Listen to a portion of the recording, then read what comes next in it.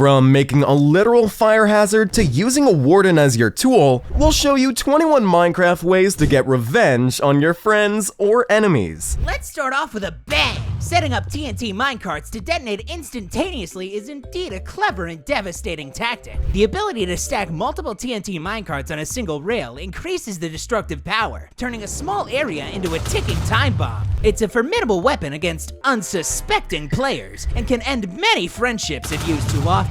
So maybe I won't use it on Pablo's house this time. However, Edward seems to have more diamonds than me. If you've been unfortunate enough to fall victim to a raid and die at the hands of an evoker, it's only fair to exact revenge by setting fire to the villager's mansion. Using flint and steel to ignite their abode can send a very clear message. Alternatively, if you prefer to avoid direct involvement, there's always the option of finding a seed that spawns the mansion already ablaze. Not only does this approach spare you from being directly implicated, but it also conveniently provides you with a pre-built nether portal. It's a fiery solution to a menacing problem, and it keeps your hands clean from any potential accusations. Sweet, sweet revenge! But what if we want to just prank a friend? For this one, we'll use their dog, or rather, what they think is their dog. We'll just hide their dog and put an identical one in its place. Having the same color and name tag, the friend won't notice it isn't his. The twist is, your friend can't right-click to make it stop sitting, which will be quite frustrating for them. So, if they hit their dog, which you must never do, they need to be prepared for what happens next. Go, Fluffy, get his ankle! And if said friend kills that dog, you know it will only go downhill from there. Revenge for a fallen Minecraft dog can come in the form of overwhelming force. In this case, a massive army of dogs. By following in the footsteps of players like Jaboose, who famously retaliated with over 100 loyal good boys, you not only show what you're made of, but you also create chaos and lag that can catch your opponent off guard. While individual dogs may not deal much damage on their own, the sheer numbers and unexpectedness of the attack can turn the tide in your favor. And if they're in full netherite and have totems, maybe opt for using potions to enhance your fellas. Getting revenge on your friends by causing them a lot of lag can be quite the mischievous move. As seen in this example from a Reddit user, one simple method involves placing down a lot of item frames. By adding items inside of those frames, each tile becomes a hassle to remove, requiring 2 punches per frame. This can quickly escalate, overwhelming your friends as they try to clear out the clutter and manage their inventory space. And if you're playing on a public server, just ask them if they're willing to pay you to help them clean up the mess, making you profit while enjoying the mess you caused. I'm so smart. Hey Pablo, did you know that Moggy is the one that actually did all of this? It's time to get back at Moggy by creating a void trap.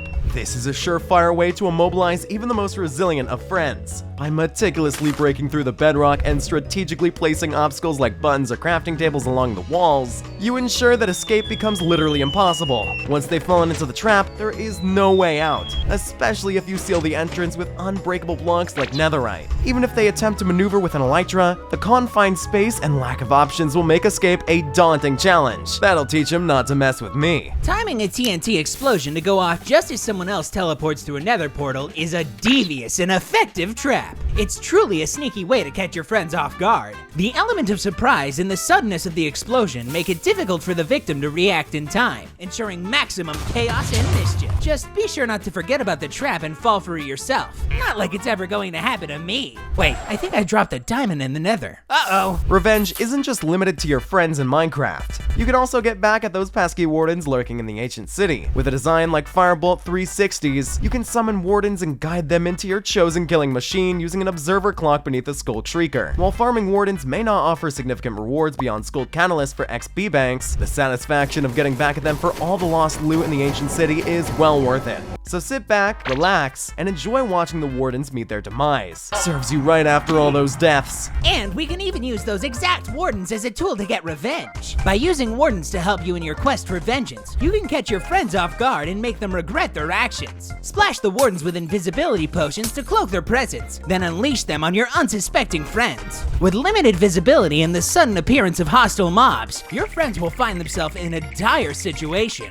And if you manage to keep the wardens around afterwards, you can even put them to work in a mob switch as a bonus. It's a clever way to turn the tables and teach your friends a lesson they won't soon forget. Are you also seeking revenge on the zombies that have been causing you trouble? I can't even remember how many fields those stupid zombies have crushed in my previous worlds. So, here's a crafty tip to deal with them. Construct a setup like this where the zombies are immobilized and unable to move, forcing them to wait helplessly for the sunlight to eventually burn them up. With your makeshift chair nearby, you can sit back and enjoy the spectacle, perhaps with a bowl of popcorn in hand too.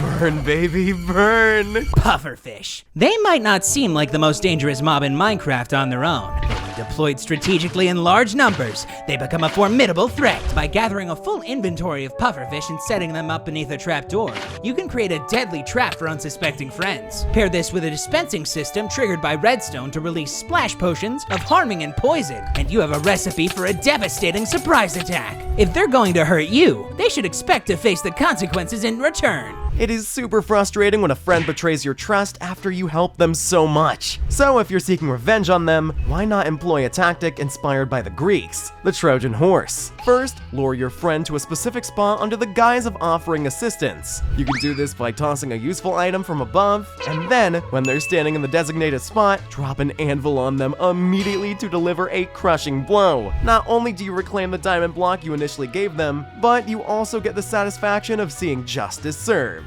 Did you know that you can get revenge using the mushroom as well? You can do that by turning your friend's base into a mushroom-infested nightmare. By strategically placing mushrooms in hidden spots throughout their base, such as gaps between walls and floors, you can create a persistent nuisance that will spread and multiply over time. The best part is that your friend may not even realize the source of their problem, attributing it to mysterious pranksters rather than the mushrooms themselves. Just be sure to ensure that the area is dark enough for the mushrooms to spread effectively. With a bit of patience and cunning, you can turn their base into a fungal nightmare they won't soon forget.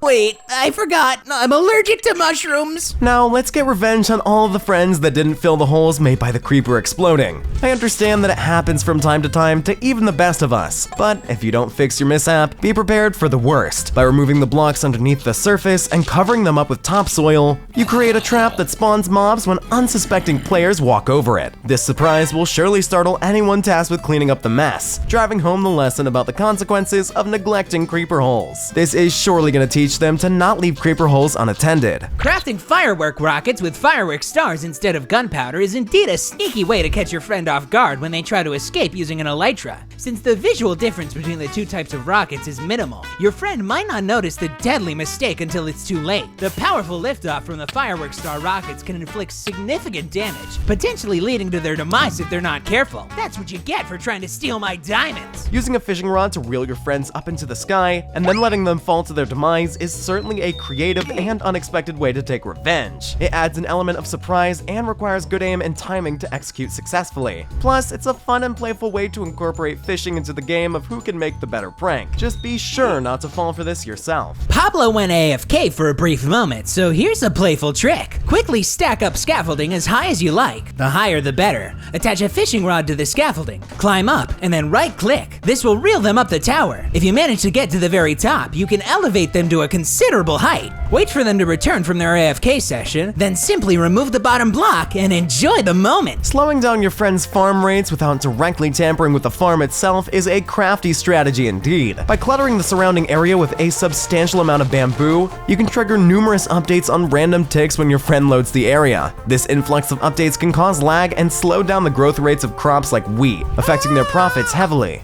It's certainly a devious tactic, but if you're looking to monopolize the market, it could prove to be quite profitable. Evil? Perhaps. Effective? Absolutely. To prank a friend, gather scaffolding to ascend directly above their house. Encase a single block of lava at the top. When your friend returns, curiosity may lead them to investigate. As they approach, they'll likely hit the scaffolding, triggering the lava release. Watch as they panic, scrambling to contain the sudden danger. It's a mischievous prank sure to leave a mark. If a friend pushes you off a cliff to test the waters, you can swiftly get revenge by using sponge or any available blocks to remove the water before they attempt to jump down. While you ensured your landing was safe, you can ensure theirs isn't. After all, they didn't specify if it was a one-time use, right?